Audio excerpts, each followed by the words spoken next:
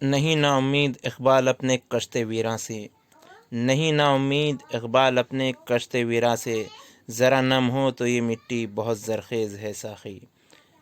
آپ سبھی دوستوں کی فرمائش پر آج میں CTT آن لائن ایگزام جو ہونے والا ہے 2022 میں 16 دسمبر سے جس کے ایگزامس ہے، اس امتحان میں جو اردو سبجیکٹس ہے، اردو لینگویج اینڈ پیڈالوجی، اس سبجیکٹ کا ویڈیو میں لے کر آیا ہوں۔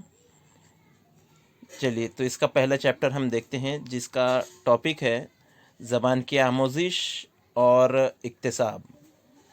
دیکھیے سب سے پہلے ہم اس میں دیکھیں گے کہ زبان کیا ہے۔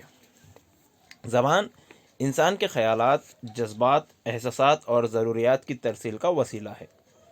زبان سماجی رابطے کا نتیجہ ہے۔ سماجی رابطے کی وجہ سے ہی بچہ نقل کے ذریعے زبان سیکھتا ہے۔ زیادہ تر لوگ زبان کو ترسیل کا وسیلہ مانتے ہیں، لیکن اپنے وسیع تر معنی میں زبان ایک مظہر قدرت ہے جو ہماری فکر، اقتدار اور مساوات کے تعلق سے ہمارے سماجی تعلقات قائم کرتی ہے۔ زبان کی ابتدا یا ایجاد کیسے ہوئی، اس بارے میں کچھ بھی کہنا بہت مشکل ہے، مگر ہم یہ اندازہ لگا سکتے ہیں کہ انسان نے شروعات میں اپنی ضروریات کی تسکین کے لیے کچھ آوازیں نکالی ہوں گی جو بعد میں بامعنی ہوتی گئی اور پھر ان کی کچھ علامات طے ہو گئی۔ اس طرح پہلے بول چال کی زبان، پھر تحریری زبان وجود میں آئی۔ اس لیے زبان کو ہم 3 حصوں میں تقسیم کر سکتے ہیں: ایک اشاروں کی زبان، دوسری آوازوں کی زبان، تیسری علامتوں کی زبان۔ اب دیکھتے ہیں کہ اشاروں کی زبان کیا ہے۔ جب ہم ہاتھ، پاؤں، سر یا آنکھ اور چہرے کے تاثرات کا استعمال کر کے اپنے خیالات اور جذبات دوسروں تک پہنچاتے ہیں تو یہ اشارات کی زبان کہلاتی ہے۔ ذو لسانی اور کثیر لسانی ماحول میں اشارات کی زبان اہم رول ادا کرتی ہے۔ جہاں دو لوگ دو الگ الگ زبان کے جاننے والے اشارات کے ذریعے خیالات کی ترسیل کرتے ہیں۔ اشارات کی زبان کا کمزور پہلو یہ ہے کہ اس کے ذریعے مجرد تصورات پیش نہیں کیے جا سکتے۔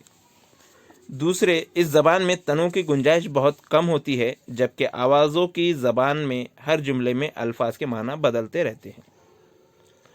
آوازوں کی زبان۔ زبان سیکھنا ایک اکتسابی عمل ہے۔ بچے کا اپنے گرد و پیش میں جن جن لوگوں سے سابقہ پڑتا ہے وہ کوئی نہ کوئی زبان بولتے ہیں۔ بچہ انہی آوازوں کی نقل کر کے آوازوں کو دہرا کر زبان سیکھتا ہے اور دھیرے دھیرے اس پر مہارت حاصل کر لیتا ہے۔ ایک 3 سال کا بچہ اپنی زبان کی بنیادی اصولوں سے واقفیت رکھتا ہے اور صحیح زبان بولتا ہے۔ علامتوں کی زبان۔ جب کسی آواز کو کسی مخصوص علامت سے ظاہر کیا جائے تو وہ تحریر کی شکل اختیار کر لیتی ہے۔ تحریری شکل زبان کی ایک مستقل شکل ہے، لیکن جب تک ان علامات کو پکارا نہ جائے یہ بے جان ہے۔ اس طرح تحریری زبان آوازوں کے بغیر ادھوری ہے۔ دیکھتے ہیں کہ زبان کی آموزش اور اکتساب میں جو اگلا ٹاپک ہے ہمارا وہ ہے بولی اور زبان۔ بولی اور زبان کے مقابلے ایک چھوٹے علاقے یا کسی مخصوص گروہ کے درمیان بولی جاتی ہے۔ اس کی کوئی تحریری شکل نہیں ہوتی بولی کی، اس کی کوئی منظم شکل اور ضوابط بھی نہیں ہوتے، اور اس میں اکثر تبدیلیاں آتی رہتی ہے۔ جیسا کہ قبائلی برادری کی بولیاں ہم جانتے ہیں، ان سے ہم واقف ہیں۔ دوسری جانب زبان ایک وسیع تر نظریہ ہے۔ زبان کے متعینہ اصول و ضوابط ہوتے ہیں، اس کی ایک معیاری تحریر اور زبانی شکل ہوتی ہے۔ اس کا بولا جانے والا حلقہ بھی وسیع تر ہوتا ہے، عموماً مستقل فطرت کی ہوتی ہے۔ اب دیکھتے ہیں مادری زبان۔ مادری زبان سے مراد بچے کے گھر، خاندان اور آس پڑوس میں بولی جانے والی زبان سے ہوتا ہے۔ یہ وہ زبان ہوتی ہے جسے بچہ اپنے گرد و پیش سے فطری طور پر حاصل کرتا ہے۔ اسکولی تعلیم کی شروعات سے قبل ہی بچہ اپنی مادری زبان کی پیچیدگیوں، باریکیوں اور تشکیل کو اپنے اندر جذب کر لیتا ہے اور مکمل لسانی صلاحیت رکھتا ہے۔ اور کئی بار تو بچے اسکول آنے سے قبل ہی ایک سے زیادہ زبانیں بھی بولنا اور سمجھنا سیکھ لیتے ہیں، لیکن کم از کم ایک زبان تو صحیح بولتے اور اس کا مناسب استعمال کرتے ہیں۔ زبان بچے کے لیے ایک ذخیرہ معلومات کا کام بھی کرتی ہے۔ اس زبان کے وسیلے سے بچے اور دیگر افراد کے تجربات محفوظ رکھتا ہے۔ اس طرح انسانی فکر اور شناخت کا زبان سے گہرا تعلق ہے۔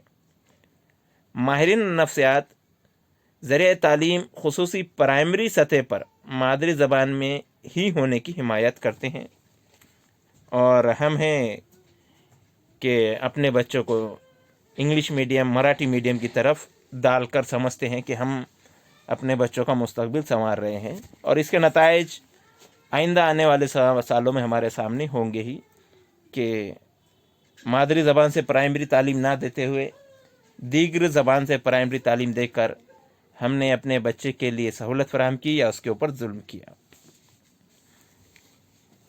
مادری زبان کو نظر انداز کرنا یا تعلیم میں اس کے خاتمے کی کوشش بچے کی شخصیت میں مداخلت کی مانند ہے۔ یہی وہ وسیلہ ہے جس سے بچہ اپنے آپ کو باہری دنیا سے مربوط کر پاتا ہے، اور اسے فطری طور پر نشو و نما کے مواقع حاصل ہوتے ہیں۔ اس لیے ضروری ہے کہ اسکول میں تدریس سے زبان سے قبل بچے کی فطری لسانی صلاحیت کی شناخت کی جائے، اور زبان کی نشو و نما کی صلاحیت اسی بنیاد پر ہو۔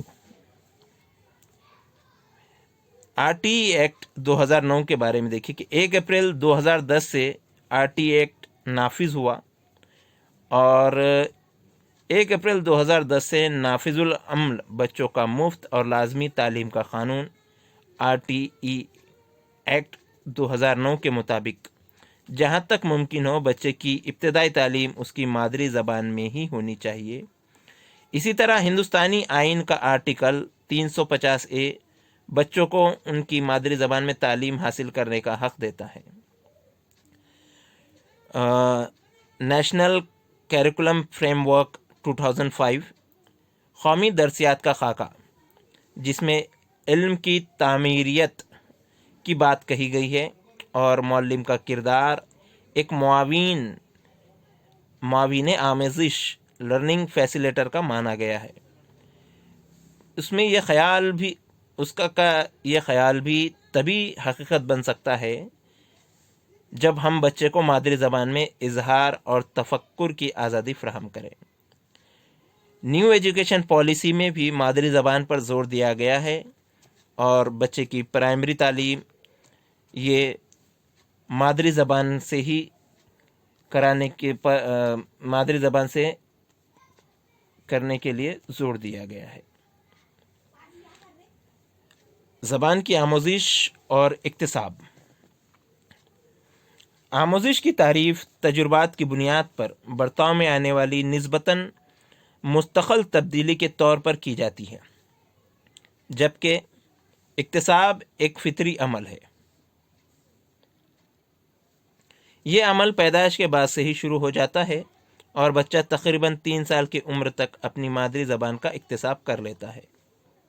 زیادہ تر بچے اسکول آنے سے قبل 1 سے زیادہ زبانیں سیکھنے لگتے ہیں، اور جب کوئی بچہ پہلی بار اسکول میں داخل ہوتا ہے تو وہ تقریباً 5000 الفاظ جانتا ہے۔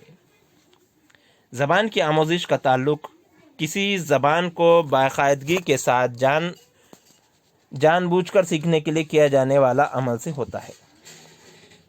اکثر افراد ذو لسانی یعنی کہ بائلنگول یا کثیر لسانی یعنی کہ ملٹی لنگول ہوتے ہیں۔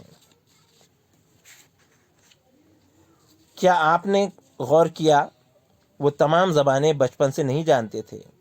ایک ان کی مادری زبان ہوتی ہے جسے انہوں نے فطرت کے طور پر ماحولیاتی رابطے سے حاصل کیا ہے۔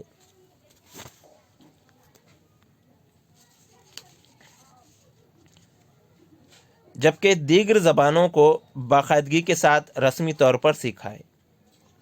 مادری زبان باقاعدگی سے نہیں سیکھی جاتی۔ آپ غور کریں کہ آپ نے اپنی مادری زبان کیسے سیکھی ہے۔ سوچیے، یہ جو طالب علم 5 یا 6 سال کی عمر میں اسکول میں داخل ہوتا ہے، کیا اس کو زبان نہیں آتی؟ یقیناً اس کو اس کی مادری زبان کی نوعیت اور جملوں کی تشکیل کا پورا علم ہوتا ہے۔ لیکن یہ تمام چیزیں اس نے رسمی طور پر نہیں سیکھی، بلکہ ان کا اکتساب ہوا ہے۔ پیدائش کے بعد سے ہی بچے کا سابقہ مختلف افراد سے ہوتا ہے جن کی وہ تقلید یا نقل کرتا ہے۔ اس تقلید یا نقل کے نتیجے میں وہ آوازوں کی پہچان، الفاظ کی پہچان، پھر جملوں کی پہچان سیکھتا ہے اور انہیں دہراتا ہے۔ دھیرے دھیرے وہ زبان پر عبوریت حاصل کر لیتا ہے۔ اس عمل کو زبان کا اکتساب کہتے ہیں۔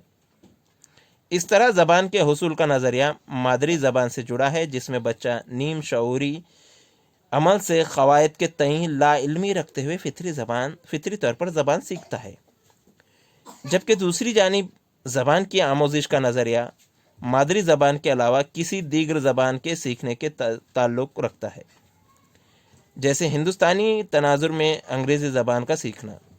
اس عمل میں باقاعدگی پائی جاتی ہے اور طالب علم شعوری طور پر قواعد کے اصولوں کی پابندی کرتا ہے۔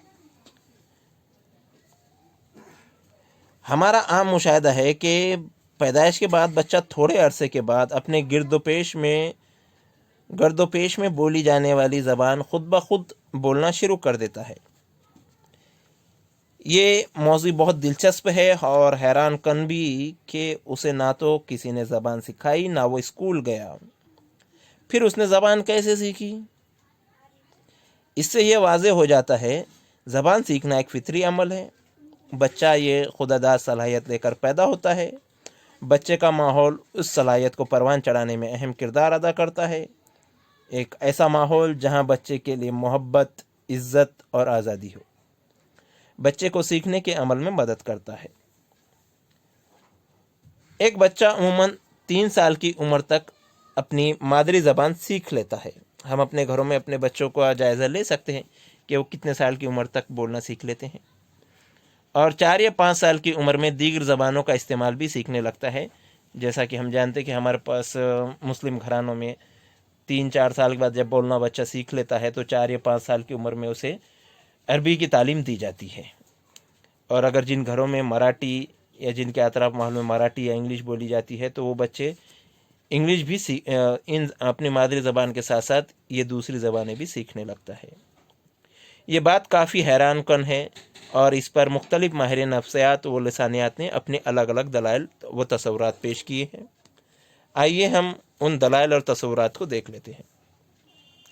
پاولو اور اسکینر جیسے ماہر کرداریت یعنی کہ بیہیویئرسٹ کے مطابق زبان کا سیکھنا محرک اور جواب ریسپانس کے درمیان تعلق سے ہے، جو کہ مشق، نقل اور رٹنے سے حاصل ہوتا ہے۔ نوم چومسکی کے مطابق بچے میں زبان کی صلاحیت پیدائشی ہوتی ہے۔ دنیا میں آنے والا ہر بچہ اپنے ساتھ دماغ میں ایک خاص عضو لے کر آتا ہے جسے لینگویج ایکویشن ڈیوائس کہتے ہیں۔ زبان سیکھنے کے بنیادی اصول اور اجزاء بچے میں پیدائشی طور پر موجود ہوتے ہیں۔ پیدائش کے بعد جب بچہ اپنے ماحول میں بولی جانے والی زبان سنتا ہے تو اس کے زبان سیکھنے کی فطری صلاحیت متحرک ہو جاتی ہے، اور کچھ عرصے میں بچے کا دماغ بولی جانے والی زبان کی پیچیدگی اور ساخت کو سمجھنے لگتا ہے اور بچہ زبان بولنا شروع کر دیتا ہے۔ ان کا کہنا ہے کہ زبان کا فطری سافٹ ویئر پیدائش سے قبل ہی بچے کے دماغ میں موجود ہے، جسے انہوں نے یونیورسل گرامر کہا ہے۔ جو زبان بچے کے جینز میں پوشیدہ ہوتی ہے اسے انٹ لینگویج کہا ہے۔ پیازے اور وائستوگی جیسے ماہرین نفسیات نے ان دونوں انتہائی نظریات کے درمیان کا راستہ چنا ہے۔ ایک طرف ماہرین کرداریت کے مطابق دماغ ایک کوری سلیٹ کے مانند ہے، یعنی کہ ایک صاف تختی کی طرح۔ دوسری طرف چوسکی کے مطابق لسانی قابلیت بچے میں پیدائشی ہوتی ہے۔ بچے نے کہا کہ زبان دیگر وفاقی نظاموں کی طرح گرد و پیش کے تفاعل کے نتیجے میں نشوونما پاتی ہے۔ پیاجے کا نظریہ تعمیراتی ہے، جس کے مطابق بچہ حواس خمسہ کے ذریعے علمی نظام کی تشکیل کرتا ہے اور زبان سیکھتا ہے۔ वाइस्तोगी के मुताबिक ज़बान समाजी राब्ते का नतीजा है। ज़बान की नशोनुमा के दौरान बच्चा दो तरह की बोली बोलता है, एक अनापरस्त और दूसरी समाजी। अनापरस्त ज़बान का इस्तेमाल वो ख़ुद को मुखातिब करने में और समाजी ज़बान का इस्तेमाल वो दूसरों को मुखातिब करने में करता है। बेंड्रा का समाजी आमोज़िशी नज़रिया। बेंड्रा की थ्योरी के मुताबिक बच्चे की ज़बान की नशोनुमा मॉडल के बर्ताव के मुशाहिदा और तक़लीद पर मुनहसर होती है। यह अमल कुमुक के साथ भी हो सकता है और कुमुक के बगैर भी हो सकता है। इस नज़रिए के हामियों का मानना है कि बगैर मॉडल के बच्चा अल्फाज और ज़बान की तश्कील नहीं सीख पाता। बच्चा जिस माहौल में रहता है, इसमें रहने वाले दीगर अफराद जो ज़बान और अल्फाज बोलते हैं, बच्चा वो सुनता रहता है। फिर चाहे वो इन्हें दोहरा ना पाए, लेकिन अल्फाज और ज़बान के बारे में मालूमात ज़रूर हासिल कर लेता है। ज़बान की आमोज़िश और इक्तिसाब का हमारा अगला पॉइंट हम देखेंगे कि तदरीस ज़बान के मकासद। बच्चा जब स्कूल में दाखिल होता है तो वो कोई ना कोई ज़बान ज़रूर जानता है। वो अपनी मादरी ज़बान सुनना और बोलना जानता है। इब्तदाई सतह पर हमारा तदरीसी ज़बान का सबसे अहम मकसद बच्चे को इस काबिल बनाना है कि वो पढ़ने, लिखने और तफ़हीम की सलाहियत हासिल कर सके। इसके अलावा दीगर ज़बानों के तईं दिलचस्पी और बेदारी पैदा करना भी हमारा मकसद होना चाहिए। तदरीस ज़बान के मकासद को ज़्यादातर सुनने, बोलने, पढ़ने और लिखने की महारत को फ़रोग़ देने की शक्ल में देखा जाता है, लेकिन हमारा मकसद इन तमाम महारतों को वहदनी नज़रिए से देखने पर मुबनी होना चाहिए, क्योंकि तमाम महारतें एक दूसरे से जुदा नहीं हैं। तदरीस ज़बान के कुछ अहम मकासद मंदरज ज़ैल है।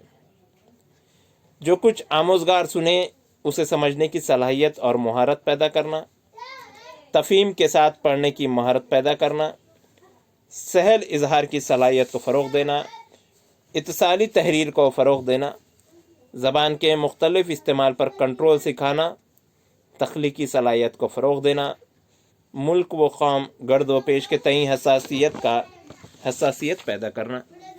जदीद तहक़ीक़ात ने ज़बान की आमोज़िश में आमोज़गार को मरकज़ी हैसियत फ़राहम की है। इनके मुताबिक अगर आमोज़गार को काबिल फ़हम वसाइल फ़राहम किए जाए तो बआसानी किसी भी ज़बान की साख्त और क़वायद अज़बर कर सकता है।